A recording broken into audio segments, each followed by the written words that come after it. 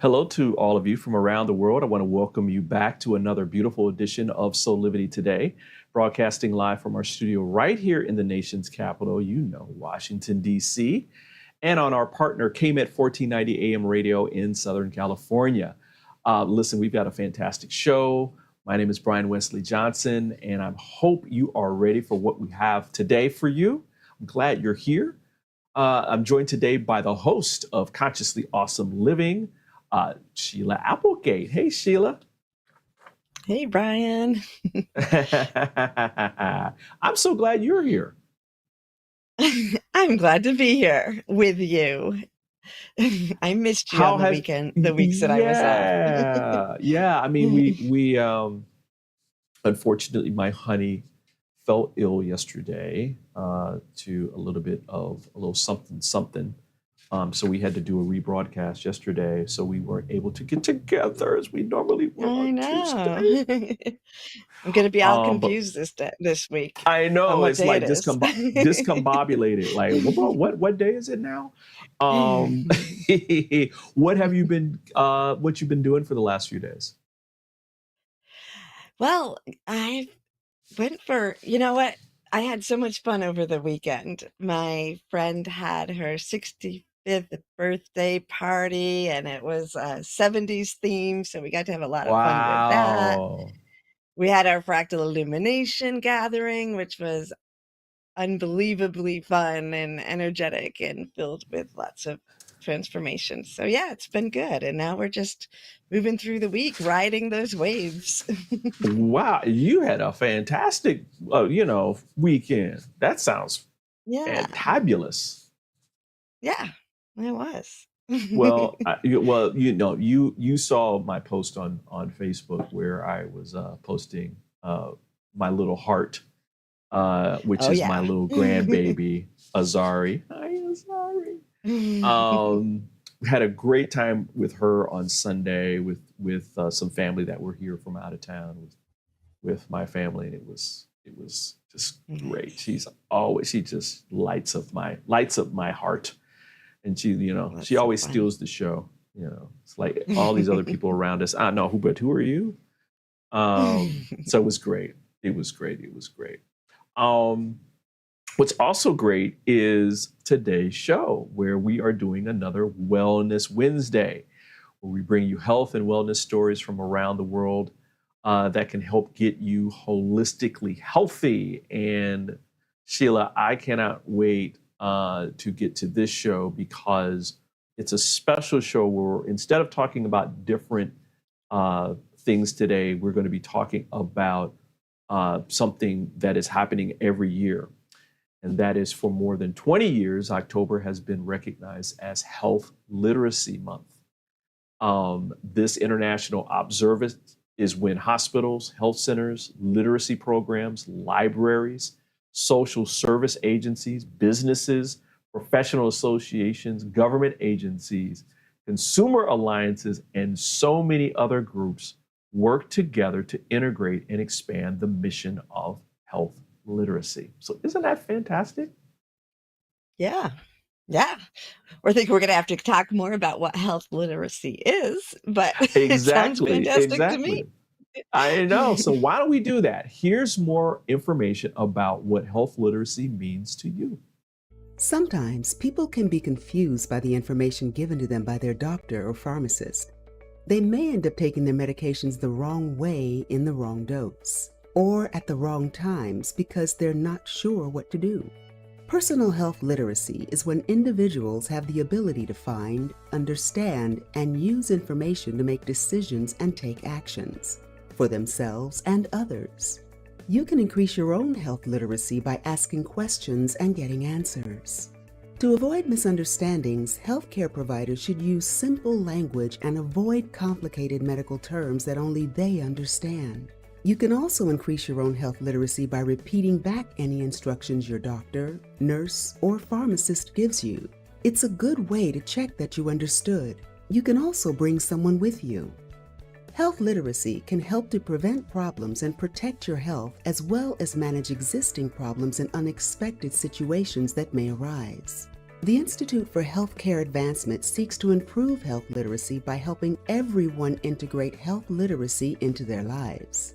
IHA knows that boosting health literacy can bolster everything from patient satisfaction and outcomes to healthcare efficiency. I love it. I love it. I love it. So, just to be clear, everybody, health literacy has been around. It's a term that was developed in the 70s. It's been around that long, and it refers to one's understanding of health maintenance, like how do you maintain a healthy lifestyle, both mind, body, and soul. And so it not only includes knowing when to get help when you're experiencing either physical or mental health symptoms, but it also looks at the complex system that exists when it comes to getting support for our well-being. It impacts a person's ability to find, understand, and utilize services and resources to make health-related decisions and take action for themselves and others. So this is really, really, really important. I know, Sheila, I mean, you were in the mental health professional arena. You've expanded that to be more holistic. Do you even find that in terms of like the work that you do today, that there's maybe a little bit of a gap there sometimes with the clients that you have? Because it's A, still a wellness. gap in what way? Like talking to people around like um, maybe it be an understanding of what kind of service that you're going to be providing that can help them become more well. Because I look at what you do in terms of like manifestation and all that as being a spiritual practice, but it also affects our bodies, right? And so, Yeah. yeah. Yeah. And so I was just wondering. I know there's no correct answer. I just was wondering if you ever have that. Oh yeah, it is because not only is the mental health language not familiar, but getting more familiar than when I was working in mainstream, but I'm talking on a spiritual level. So it's all different language, and it becomes abstract concepts Right. and what I think is normal, and I can see where the doctors and medical industry can have this happen because in my circles, in my world, 23 hours of the day, I'm Right. talking to people who understand the language I'm using, right? Right. And then when I'm trying to reach out to new people to welcome them in or explain what I can offer, there's a huge gap there. So I do see the correlation in the same way, and a lot of effort is in trying to translate that for people. Right. But I've also dedicated my life to translating spiritual concepts into usable information. So Right. yeah. Right.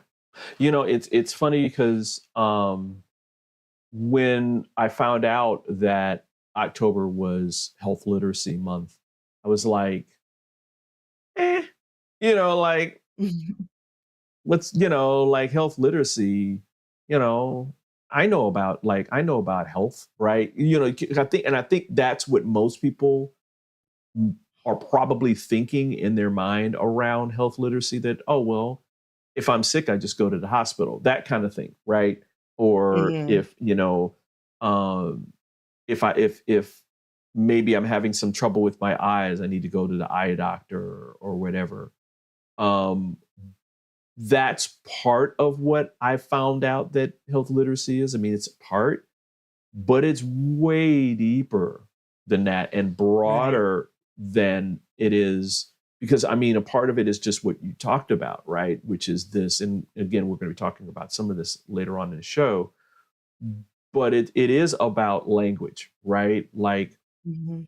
the medical community, they're with their peers, and so they have a certain language that they have come to utilize, and because it's based in science, when they're talking to patients and that kind of thing, they are exact, right? So, and so they talk in the terms that they learn that are exact to describe, symptoms or a diagnosis as being the cause of what the symptoms are. Maybe it's a procedure or whatever. Well, everybody's not a doctor, right? Or a medical professional, right? And so when that's being explained, based upon even cultural stigma, right? Do you even ask questions, right? Do you understand? And if you don't understand, do you ask questions? Is there a language barrier? And so we're going to talk about all of this stuff today in snippets so that we can give our viewers and listeners more information about the importance of health literacy, as well as how to become more literate when it comes to your health professionals.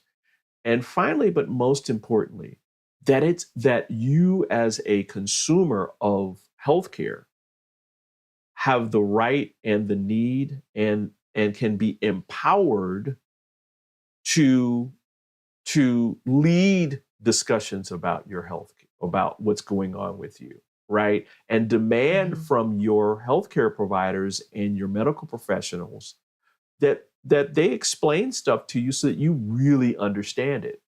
And if that may take a couple of times around, it takes a couple of times around, right? Until you get it.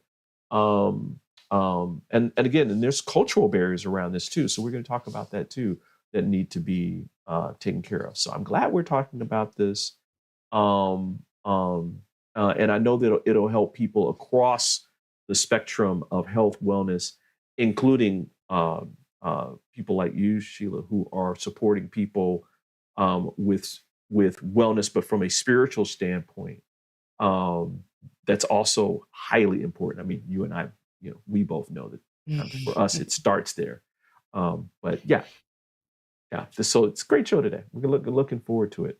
Listen, we're going to take a quick break.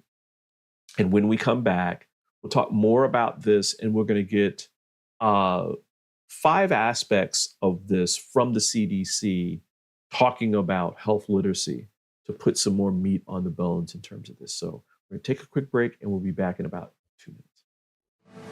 Soulivity Today is brought to you by Happy Travelers Tours and Old Vine Wine Tours.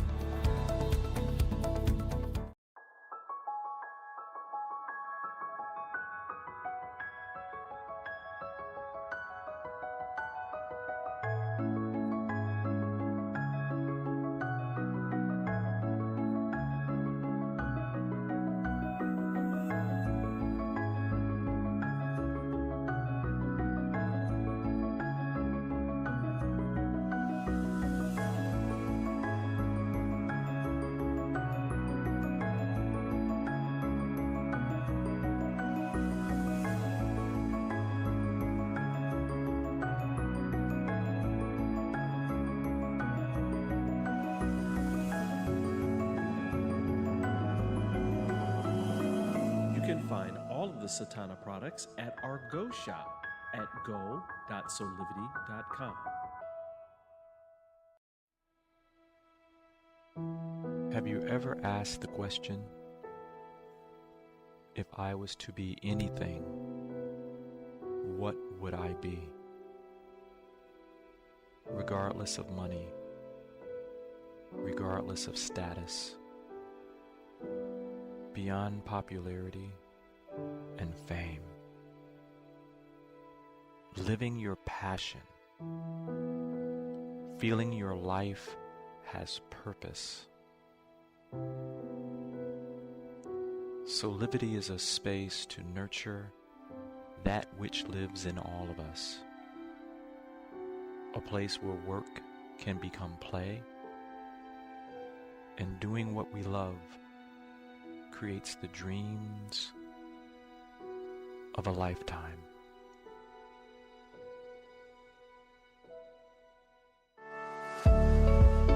Attaining health literacy is an overarching goal of Healthy People 2030, a recognition that health literacy is key to achieving all of Healthy People 2030's objectives. Health literacy is about people being able to find, understand, and use health information and services. Health information is often difficult to understand. Our health system is complex. However, we can make it easier. Here are 5 things to know about health literacy. First, organizations and professionals can improve their health literacy by using proven strategies, like answering questions in simple, non-medical language and developing and testing written materials with the audience they want to reach. Second, universal health literacy approaches benefit everyone.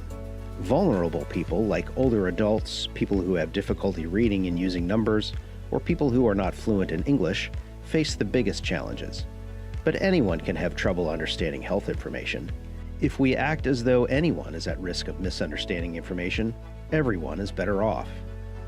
Third, providers can use health literacy strategies to encourage people to take part in decisions about testing, treatment, and procedures. This lets people make healthcare decisions that fit their values, goals, preferences, and circumstances. Fourth, clear communication between providers and patients improves health literacy, particularly if providers take the time to listen with respect and make information easy to understand. Checking to make sure patients understand the information is also important to ensure patients are informed.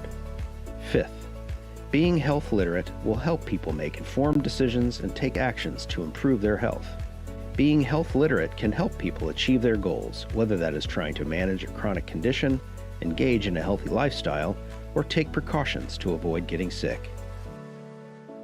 To learn more about how you can improve health literacy, visit health.gov/health-literacy. Produced by the U.S. Department of Health and Human Services. Hey, we're back with more here on Soulivity today. I want to thank Health and Human Services for that fantastic video where we are talking about Wellness Wednesday, but from a different perspective. We're talking about health literacy today, and I'm joined today by Sheila Applegate, who I know is a big advocate for this kind of stuff. Sheila, what'd you think? I mean, what did you think of some of the tips that were given by Health and Human Services? I like them, and I especially feel like the focusing on the medical staff and teaching them to communicate is really important because we can learn to communicate better and to ask questions, but that doesn't mean that the physician or the doctor, whoever is talking to us, is going to answer them or Right. not get dismiss us. Right. Right. So I do believe it's important to work on both sides. I really think it's important to work on the actual professionals and learning to communicate and making that human experience of it an important part of the job again, Yeah. because Yeah. it makes such Agreed. a difference. It's so, I love this. I love the fact that you keyed in on that because I went to CDC and because they have, they mentioned Health and Human Services mentioned Health Literacy 2023, which is this huge initiative that's going on within the Department of Health and Human Services that includes like NIH, National Institute of Health, CDC, Center for Disease Control, and other agencies and departments that are part of Health and Human Services. And they have these different objectives. And one of the objectives is to increase the proportion of adults whose healthcare provider checked their understanding. So basically doing what you just suggested, which is, as a healthcare provider, may I be a doctor, a nurse, a specialist, whatever it is, does the person who I'm giving the service to understand what I am doing, right? May it be as simple as an X-ray, right? What is this thing for that I'm putting on? What's that sound that this thing is making? How long is the procedure going to be? Or is there any dangers that need to be? All that information. And here is the most critical piece. Guess how many proportion of adults who are healthcare providers actually checked, or on average, how many that they checked their patients or the people that they're servicing to understand what they're doing? I'm going to go Take a with wild guess. 30%. 30%. That is actually pretty good, because 30% is just under what they're targeting it to be. Wow. In 2019, which I is thought the I most was being recent, generous. yeah, in 2019, which is the most recent data, because again, this is something that they're just now doing, right? It's 25.6%. Okay. I That's wonder it. if That's it. that's crazy low, but I think anyone who's had to have medical things, anyone who's been in the system trying to get Yeah. help probably Yeah, right. isn't going to be too bad.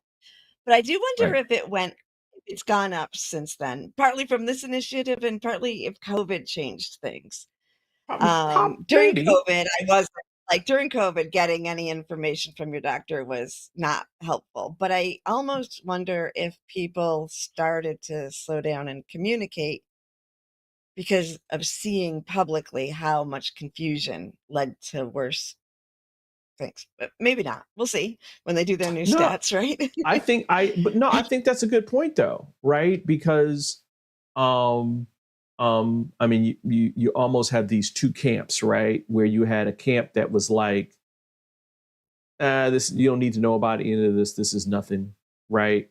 This is just, a cold or whatever. And then you had the other people that were absorbing all this information and were really taking it seriously. And we're like, we really want to know about COVID itself. We want to know about what to do. We want to know about the vaccines. I mean, so they were like gobbling up all this information, right? Right. And so I think that's a really, really good point, right? That COVID might have changed the dynamic of things, and I would say because it was a pandemic, it probably made health illiteracy even more prominent, right? How many people don't really know about, What's what their right. doctors are telling them, and are our doctors and medical professionals actually being fully, not just transparent, because I don't want to use transparent.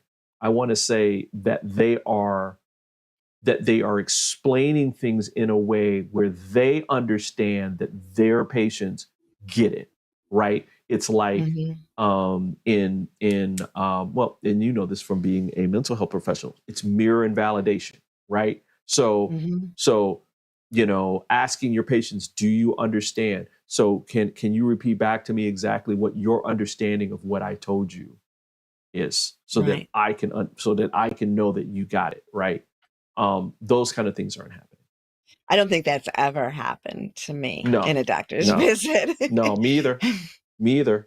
They might say, do you have any questions? But that's not the same as repeat back to me. Right, Yeah. right, exactly. Which is that validation, because how would you know whether or not they understood what you said, right? If they just say, yeah, I Right. got it, then it's like, Right. oh, okay. Listen, we're going to take another quick break. I love our conversation right now, but we're going to talk a little bit about how culture plays a role in all of this as well, culture and language. So we're going to take a quick break, and we'll be back in a couple of minutes talking about health literacy on Soulivity Today. 6 years ago, when I started Soulivity, my vision was to support everyone in improving their life through the discovery of their passion and purpose, so they could become the best version of themselves, to battle fear and ignorance, and create a better world today. Get inspired to live your passion and purpose. Visit Soulivity.com now. Do you see me kneeling on this dual roller called Parasetter? It's actually comfortable because of this channel and the softness of the special foam. It feels like my kneecaps are being massaged. When I lie down, my spine is housed in this channel, while the convex rollers massage my muscles. They let go and lengthen. There's a traction effect from my head on the headrest and my mid-back from the rib wrap, which hugs me. When I start the breathing sequence, I feel calm because my cortisol levels are dropping. Lower cortisol means bye-bye constant hunger.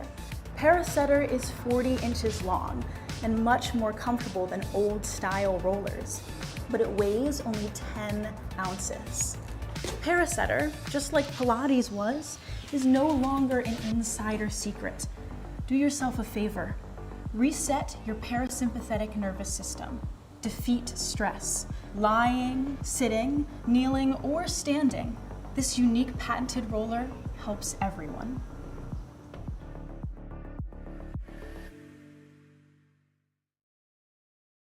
Hey, we're back here with more on Soulivity today. It is another Wellness Wednesday show where we are bringing you health and wellness stories from around the world. And today we are bringing you information about health literacy because October is Health Literacy Month. In case you didn't know, I know you probably knew, Sheila, right? You No. knew this. Well, not until I saw it on Soulivity. Yeah. Which is what we're trying to do. I mean, this is what this show is all about. It's all about bringing you information that you probably don't pick up in other places. So we're trying to fill a gap here. Interesting enough about all of this, according to the CDC, the ideas people have about their health, the languages they use, the health literacy skills they have, and the context in which they communicate about health reflect their cultures. And furthermore, public health officials and healthcare providers belong to professional cultures with their own language, such as epidemiological and medical terms. These terms are not typically familiar to the public and hinder the public's understanding of written and spoken health messages. And understanding can be further hindered when other cultural differences exist, again, like language and that kind of thing. Sheila, here's a little bit more on this from the CDC. A challenge to clear communication with diverse audiences might be in the language that is historically theirs, even though that group speaks English for the most part now. An example is the Inupiat Indians in Alaska. Alaska Natives are at more risk for colorectal cancer than the population in the lower 48, even the American Indians. So in an effort to understand the feelings of this group, not just the epidemiologic data, but their understanding and knowledge and feelings toward tests for colorectal cancer, we went to Alaska and talked with not only the Alaska Natives in the city, but we flew them in from villages because their experience was very different with the healthcare system than those who live in the bigger city. The literacy part that was shocking is that they had no word until recently for cancer in the Inupiat language. They have dozens of words for snow, but no word for cancer until recently. And so some of the language in English that we would use, like screening or colorectal, had no meaning to them. It was very unfamiliar. And so by listening and asking and listening, we were able to determine the language that would be relevant to them, as well as the values and beliefs that they held towards cancer in general. Wow. See what we mean? See what we're talking about here, guys? There, I think a lot of times, again, some of us who are educated and have a little bit more knowledge about certain things can make the assumption that other people, when we speak in different terms, that they understand what we're talking about. So here's the situation again, as this doctor has said, who was working for the CDC, where there was no word for cancer in their language. So if you're saying, yes, cancer is serious and da da da da da, they have no idea what you're talking about. Right. There's no point of reference.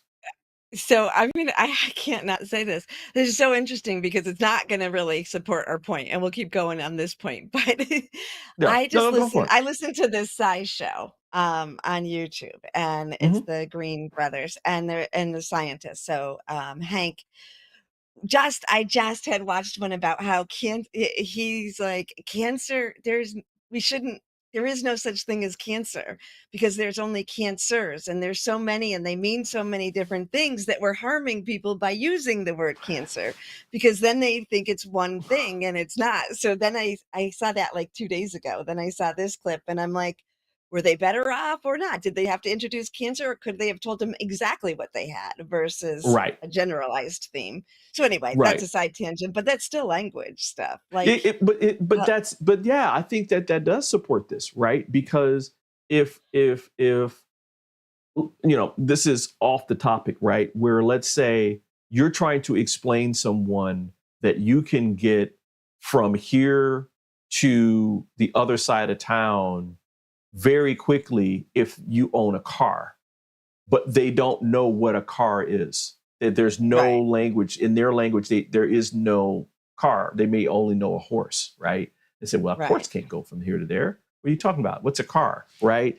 And then there are right, all these different types of cars, right, makes, models, exactly. colors. It becomes this whole thing, Mopeds, right? all kinds of different things. Yeah. And so here's a situation where, to your point, where it's like, I think that they were just trying to get to a basic language. I mean, I could be wrong, a basic understanding of what cancer is more broadly, and then probably go down. But even then, how do you get there, right? Right, How do you bridge the gap between, okay, I understand what cancer, but you just said it was one cancer. I'm now finding out there's hundreds of them, right? With varying right, degrees of risk and all that. And so, yeah, I mean, but the beautiful thing that I think that we should all take away from this is they invited those people into the right. conversation. They That brought is a them. beautiful thing. There Yeah. was no expectation that, oh, well, why don't you get this?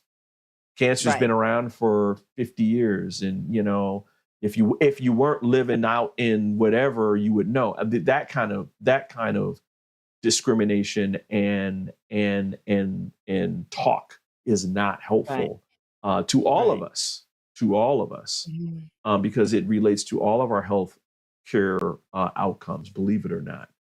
Right. So yeah, I'm glad you brought up that story, Sheila, because it is Yeah, relevant. It because we really still is have to keep relevant. learning, right? Because even that term that seems so mainstream to us isn't helpful. Like autoimmune, like I Right, have multiple autoimmune disorders, and they are all vague, and they don't know what the science doesn't know as much as we give them credit for. Doctors don't know as much as we give them credit for. They're trying to right, figure it out a lot of times the same way we are. And if right. we could bridge that language gap, we could do it together much easier. Which is one of the things why Soulivity is doing this bridging the gap for health equity, right? Because one of the things that I'm learning, just even so far in the last couple of weeks, institutions like Howard University here in Washington D.C. has started this more, I believe, effective way of looking at care for people, where they're truly looking at care as a holistic and an Hmm. interdisciplinary kind of function, where you're just not, okay, well, you got heart disease, okay, send you a cardiologist, and that's it. It's like, no, no, no, no, no, no, no, no, no. We're going to send over a team that's going to look at everything, every aspect of your health. Because, like, for instance, um, most people don't understand that the highest number of infections in the body come from poor dental care. But dental Mm-hmm. care is considered ancillary, right? When it should be primary. It should just be Right. healthcare, right? And so if a person has an infection and you all have got this infection and they go see an infectious doctor specialist, are they really dealing with the cause of that? Because it could be that this person needs to go see a dentist and have that work done, right? To affect so that they're not causing all these infections, right? So anyway, just things to talk about. Listen, we're going to take another quick break. I got another commercial, and then we're going to talk a little bit more about health literacy, but from a tactics standpoint, like where do we go from here? And Atrium Health has a wonderful, wonderful video where they're talking about this. So we'll be back in a couple minutes. Soulivity Today is brought to you by Assume control over your weight and broader health with the 80 Bites program by Physical Mind Institute. For 50 years, we've been told, load up your plate with veggies. Load them up. Because all this spinach, look at it, all the spinach is only 100 calories. But avoid fat because a tiny sliver of butter is also 100 calories. So spinach is good, butter is bad, right? But not today. Now we're told, put butter on everything, even in your coffee. Why? Because fat doesn't spike insulin as carbs do. And stretching the stomach with all those veggies unbalances our digestive hormones. So eat healthy today means fat, fasting, stomach control, right here's the stomach. Forget calories. Hormones rule, and 80 Bites is the solution.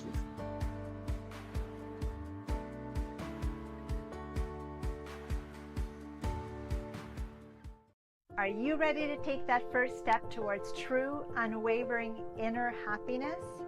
Are you like thousands of people who have everything they need, not want, but need, and still can't seem to find happiness and fulfillment in their lives? If so, the Steps to Happiness show is for you. On my show, you will learn about the principles and practices that lead to true inner happiness. Because guess what? It isn't found in our external environment, but within ourselves instead. Together with my guests, we will explore the latest physical, mental, emotional, and spiritual well-being practices, and together we'll advise you on the actionable steps you can take towards a happier, more fulfilled, authentic life. So I invite you to join me each week on Soulivity TV on the Steps to Happiness show with me, Teresa Greco. Hey, we are back with more of Soulivity Today. We are talking about, for a Wellness Wednesday, health literacy, because October is Health Literacy Month. And Sheila, we were just talking about, some of the things that CDC did in terms of culture, calling these kind of things tactics now. Like how do we move from where we are today into hopefully full literacy at some point in the near future? So what do we do? How do we keep moving forward? Well, I found this great video from Atrium Health where they are really doing some really cool things to try to bridge this gap and bring about health equity, but health literacy for all who they are in care for. Sometimes people can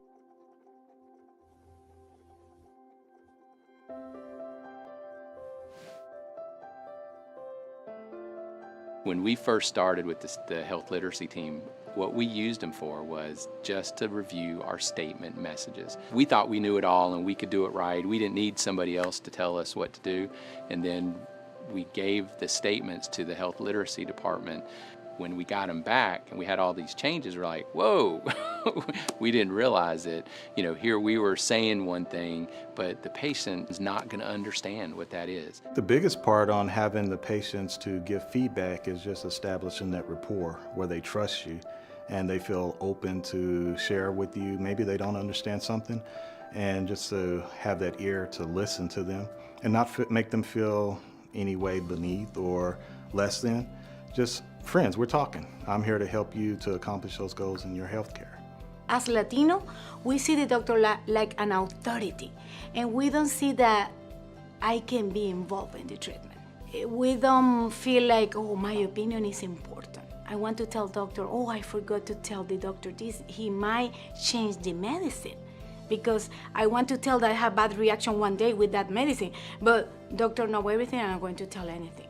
I want our patients to not have that shame, to be able to say, gosh, Dr. Noonan, I really didn't get that. Could you help me understand in a different way? We was doing what we call biometric screenings. He had high blood pressure, I mean out the roof. The nurse was just explaining to him all the different reasons why he need to go home and go to the emergency room because his blood pressure here. The gentleman like, no, gotta work. So she called me over. So I was like, sir, you got a car? He said, I drive a truck. I said, all right, so you drive a truck. So you know you crank your truck up and you going 100 miles an hour. He said, yeah. And then you park your truck and it's still idle at 100 miles an hour. When you think something wrong with your engine, he's like, yeah, that's your blood pressure.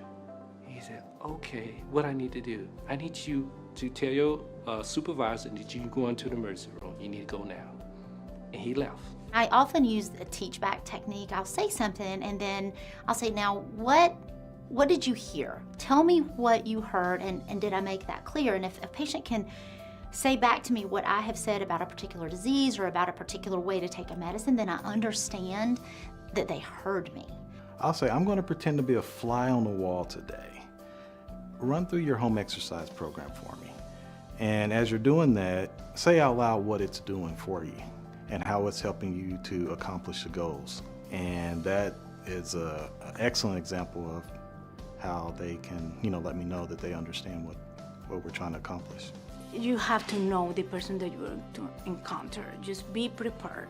You don't know, don't assume. Be prepared and bring everything. Writing, reading, visual, everything will help. More that you know who are you going to serve, better services you can provide. You have to develop the habit of giving time and pause to the patient to ask questions. Even if it's a short visit, there's always time.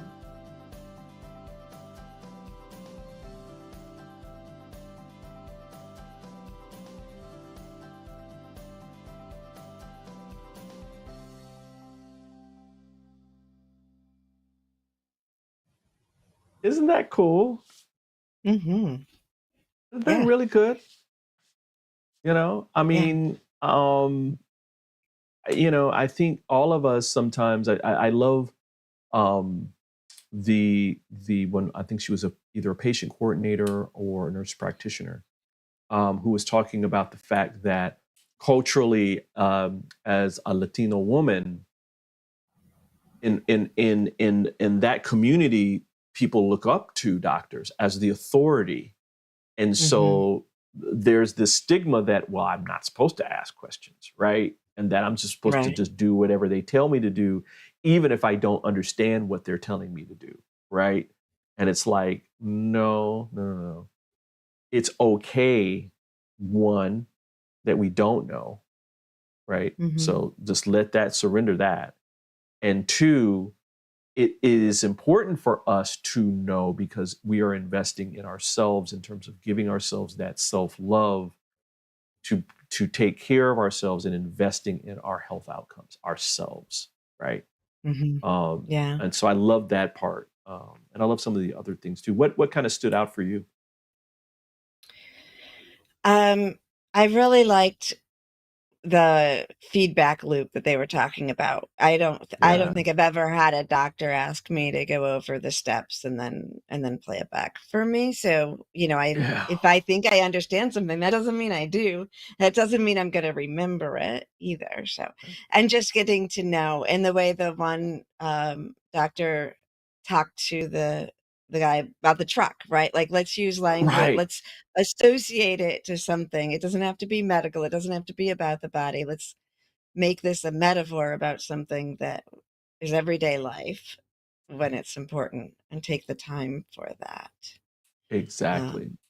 Exactly. Yeah. I mean, common language, right? Some common language And what did she call? She called it teach back, right? Mm-hmm. So let me That's right. Yeah. tell me what you thought, what you believe I said to you, so that Mm-hmm. I'll know that you understand what I'm saying to you, because that's the other side of the equation, right? Patients have to invest in themselves and take ownership of asking questions and getting out of their own way, in terms that can be a barrier to their health outcome. But doctors and medical professionals on the other side of the equation also have to get out of their way and not assume that people are understanding what you're saying to them, as well as part of your job is to answer questions, even if it's a short visit, as the woman was saying, as the medical professional was saying, because if that person doesn't understand, then later on, when you're actually doing a procedure or something like that, no one will get the outcomes that they want. Right. One of the things that I love is that, for me, one of the things that I think is making a big difference, and it wasn't mentioned here, is the portals that the doctors have where we can access them. I get frustrated because I'm in multiple portals, and then I'm like, would you just all get in one? Because, I went for a year before one doctor who has been with me since I was almost died in my 30s. When I got to him for my annual checkup, he's like, you've been on 2 conflicting drugs that and he took the time to look at what antibiotic I can take, because Right. I'm allergic to penicillin. But as my drugs changed, it took that long for someone to be like, oh, this is dangerous, what we're doing for her. So that piece, but the piece I love is that I get home and then I have a question, right? Because you don't Right. always have that question until you process.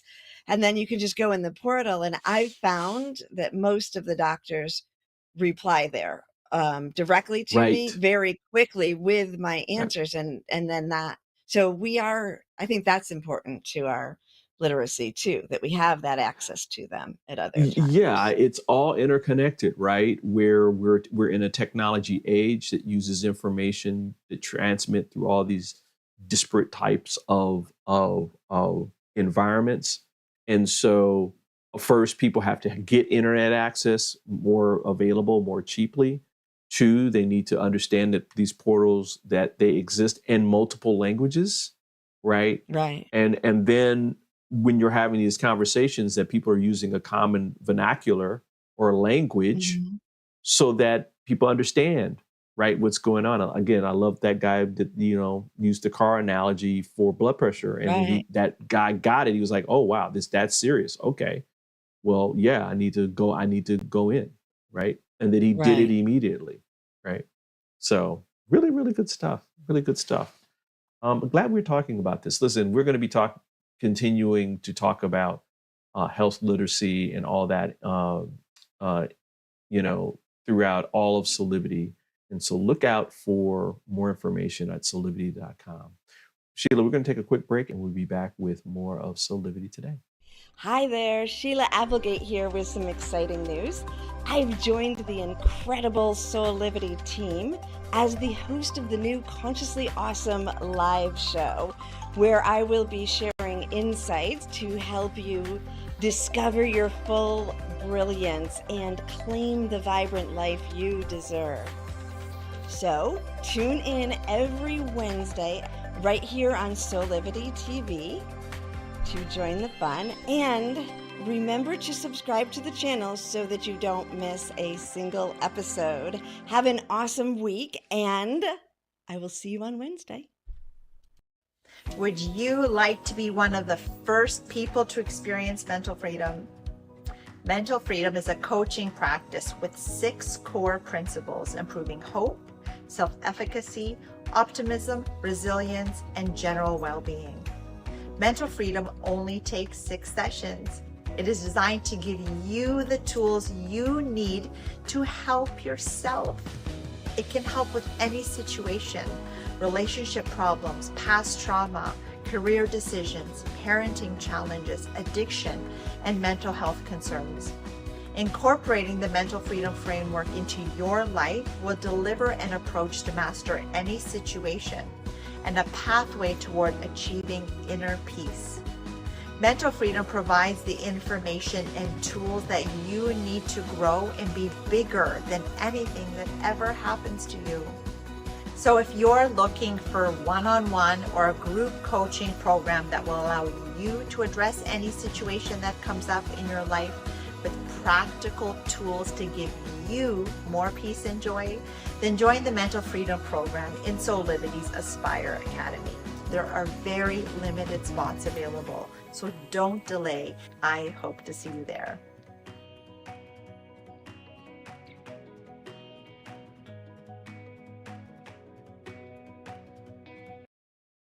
Hey, we're back with more of Soulivity today. We are running out of time, so we got to go quickly to our Soulivity shameless plugs. Sheila, you've got something that's always amazing, and that is your soul connection sessions.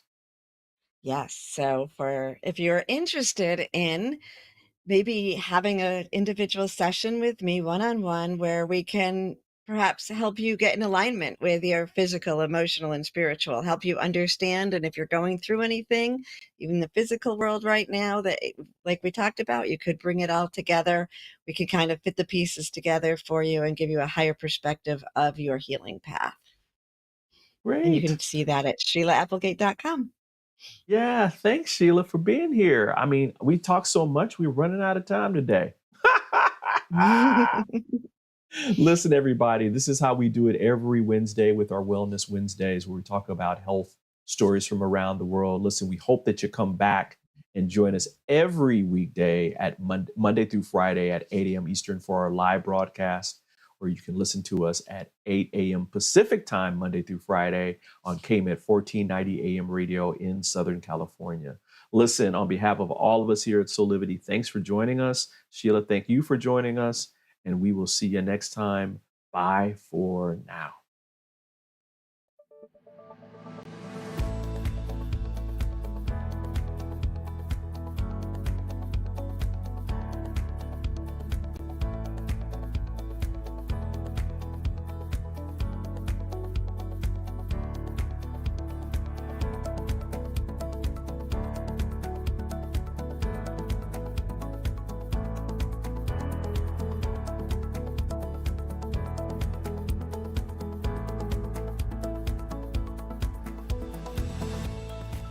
This work is subject to copyright owned by Affinity Global LLC.